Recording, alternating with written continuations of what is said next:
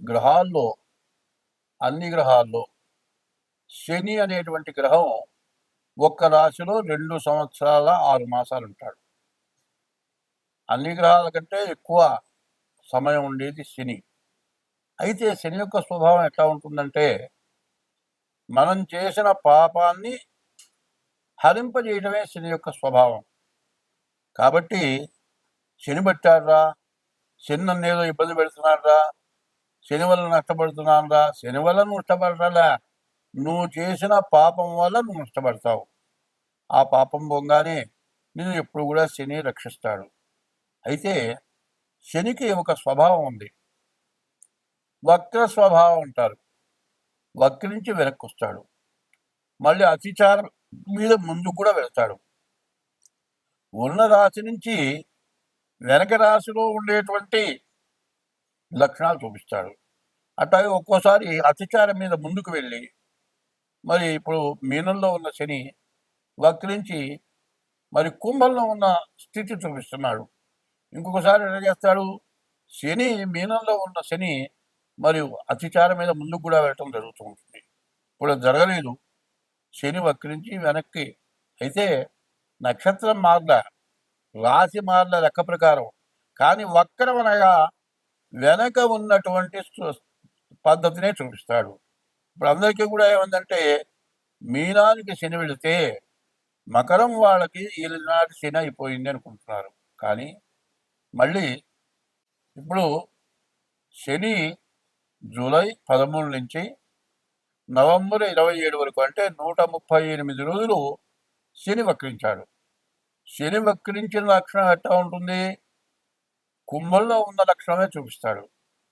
ఈ కుంభంలో ఉన్న శని మరి కుంభరాశి వాళ్ళకి సమస్యే, మకర రాశి వాళ్ళకి కూడా సమస్యే. అట్లాగే ఈ మకర రాశి కాకుండా ఈ కుంభరాశికి మకర రాశికి బాగా ఇబ్బందికరంగా ఉంటుంది. అనవసరమైన ఖర్చులు, నష్టాలు, కష్ట నష్టాలు, అనేక రకాల సమస్యలు అన్నీ కూడా ఇబ్బందిగా ఉంటాయి. అదే కాదు, దేశం మొత్తం మీద విపరీతమైన వర్షాలు, భూకంపాలు, రకరకాలైన ఉపద్రవాలు, నదులు పొంగటం, మరి సముద్రాలు పొంగటం, ఇవన్నీ కూడా రకరకాలైన సమస్యలు వస్తూ ఉంటాయి. కానీ ఈ సమస్యలన్నిటికీ కూడా అందులో కారణం ఏమిటంటే మన పాపమే కారణం. పూర్వం పాపం అనే దాన్ని పరిహారం చేయడానికి ఇప్పుడే చెప్పాడు, అన్నదానము కన్నా అధిక దానము లేదన్నారు. ప్రతివాడు కూడా ఎంత కష్టపడ్డా, ఎంత సంపాదించినా, ఎన్ని లక్షలు సంపాదించినా, ఎన్ని కోట్లు సంపాదించినా తినటానికి తిండి కోసమే సంపాదించేది. కోట్లు సంపాదించినా కోట్లు తినడం, లక్షలు సంపాదించినా లక్షలు తినడం, రాజాధిరాజే కొత్త రాజ్యం పరిపాలించిన అందరూ తినేది అన్నది. అన్నం కాబట్టి ఇంకో రకమైన రొట్టె ఏదోటి కడుపు నిండా ఆహారం తింటాము. ఈ ఆహారం తిని మనం ఏం చేసుకుంటున్నాం, ఈ ఆహారం తినటమే కాకుండా సంపాదించు బాగానే ఉంది, నీవు ఎవరికైనా సరే అంత అన్నదానం చేయాలి. అన్నం లేని వాడికి అన్నం పెట్టాలి. ప్రతివాడికి పెడితే, ఎవరికి పెడితే వాడికి అన్నం పెట్టడం కాదు పద్ధతి. ఇప్పుడు ఎవరింటో శుభకార్యం అయిందనుకోండి, తనతో సమానమైన ఐశ్వర్యవంతుడిని పిలిచి భోజనం పెట్టాలని చూస్తాడు. కానీ వాడేం చేస్తాడు, నలుగురిలో కూర్చొని కడుపు నిండా అన్నం తినడు. అది కాస్త అక్కడికి కాస్త అట్లా నాలిక రాచుకొని తిన్నాను అనిపించి పెట్టిన దాంట్లో 3 వంతులు పారేసి వెళ్ళిపోతాడు. అదే ఆకలైన వాడు, అన్నం లేనివాడు. అన్నమో రామచంద్ర అని బాధపడేవాడు ఆకలైనప్పుడు అంత అన్నం పెడితే కడుపు నిండా తృప్తిగా తింటాడు. తిన్న తర్వాత ఆయన వల్ల కడుపు నిండా తిన్నాను, అన్నదాత సుఖీభవ అంటాడు. అన్నదాత సుఖీభవ, మరి తర్వాత తిన్నదాత స్థిరోభవ అని కూడా ఉంది. అట్లా ఉంటుంది. కాబట్టి పాపాలు అనేవి చేయటం అనేది, కొన్ని పాపాలు అనుకోకుండా జరుగుతాయి, మనం చేయాలని చెయ్యం. ఆ చేసిన పాపాల వల్ల మరి శని వల్ల చాలా ఇబ్బందులు పడుతూ ఉంటారు. కాబట్టి ఆ ఇబ్బందుల నుంచి బయటపడాలంటే ముందు అన్నదానం ప్రధానమైంది. కాదండి, అన్నదానం చేయటానికి కుదరదంటే ఇప్పుడు వానాకాలం చీమల పుట్టలు కూడా తడిసిపోయి ఉంటాయి. అవి కొత్త పుట్టలు తయారు చేసుకుంటాయి, ఆహారం కూడా వెతుక్కుంటాయి. ఇప్పుడు వర్షం పడుతుంది, ఈ వర్షం దెబ్బకి పుట్టలు మొత్తం కుంగిపోతాయి. ఇంకో చోట వర్షం లేని చోట ఏ ఇళ్లలోనూ కూర్చోబెట్టుకుంటాయి. అక్కడికి ఆహారం తీసుకెళ్తాయి. ఇది సంవత్సరం పాటు ఆహారం తింటాయి. బియ్యపు రవ్వ, పంచదార కలిపి మట్టి నేలలో పుట్టల దగ్గర వేస్తే ఆ జీవరాశులు, ఆ చీమలు ఆహారం తింటాయి.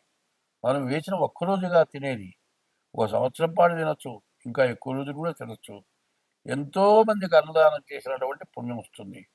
అన్నదానం అనేది ఎట్లా ఉండాలి అంటే, నోరు లేని జీవరాశులు ఉన్నాయి, నోరు తెరిచి నాకు ఆకలి అవుతుంది పెట్టు అని అడిగేటువంటి స్థితిలో ఈ జీవరాశి లేదు. కొన్ని జీవరాశులు వస్తాయి, మన దగ్గర వచ్చి నుంచుంటాయి.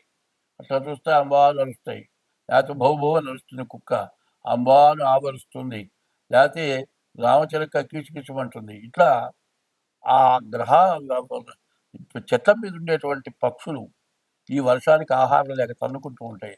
అటువంటి వాటికి ఆహారం పెడితే మనకు సమస్త పాపాలు నశించిపోతాయి. అయితే పెట్టమన్నా కదా అని పెట్టడం కాదు, పెట్టిన తర్వాత మనం ఎటువంటి పాపం చేయకూడదు.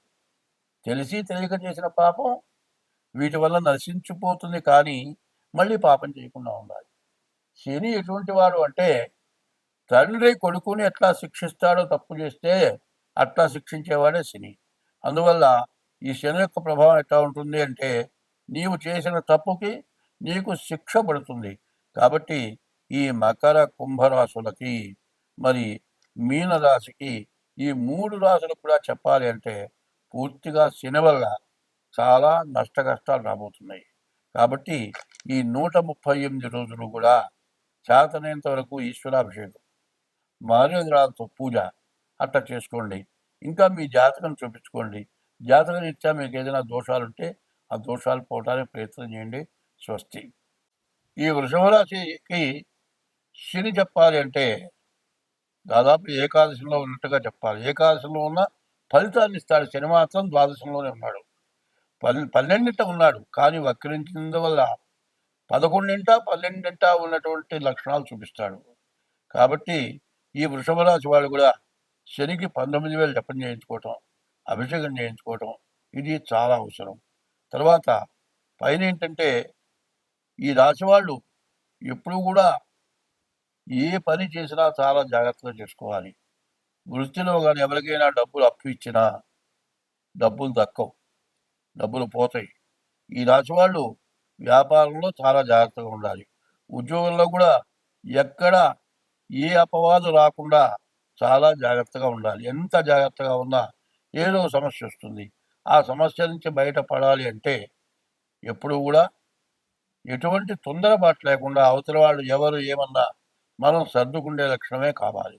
ఇట్లా ఉన్నట్టయితే ఈ వృషభ రాశి వాళ్ళకి ఎటువంటి సమస్య కానీ రాదు, అన్ని విధాలా బాగుంటారు. పైన ఇంకోటి ఏంటంటే అంటే, ఎప్పుడు కూడా ఏం చెబుతున్నారంటే, తల్లి, తండ్రి, గురువు, దైవం అన్నారు. దేవుడు అనేవాడు తల్లి, తండ్రి, గురువు, 4వ వాడు నీవు.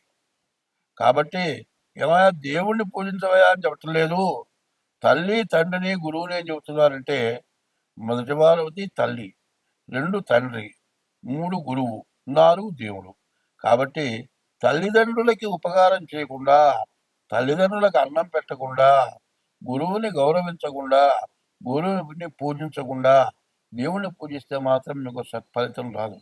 కాబట్టి ఏ రాశి వాళ్ళైనా కానీ, బాగున్న వాళ్ళైనా సరే తల్లిదండ్రులకు అన్నం పెట్టడం, వాళ్ళని ఏమీ అనకుండా జాగ్రత్తగా ప్రేమ చూడటం, ఇట్లా కాకుండా చదువు చెప్పిన గురువుని గుర్తు పెట్టుకోవటం, ఆ గురువు వల్ల నేను బాగున్నానని చెప్పుకోవటం, గురువు కనపడితే పూజించడం, నమస్కారం చేయటం. మరి మొన్న ఆషాఢ పౌర్ణమి వచ్చింది, గురు పూర్ణిమ అంటారు. ఆ రోజున నీకు విద్య నేర్పిన గురువుని పూజించడం, ఇవి చేయటం ఇట్లాంటివి చాలా అవసరం. ఈ రాశి వాళ్ళు కూడా శనిని, ఈశ్వరుని పూజిస్తే మీకు ఎంతైనా సత్ఫలితం వస్తుంది. స్వస్తి.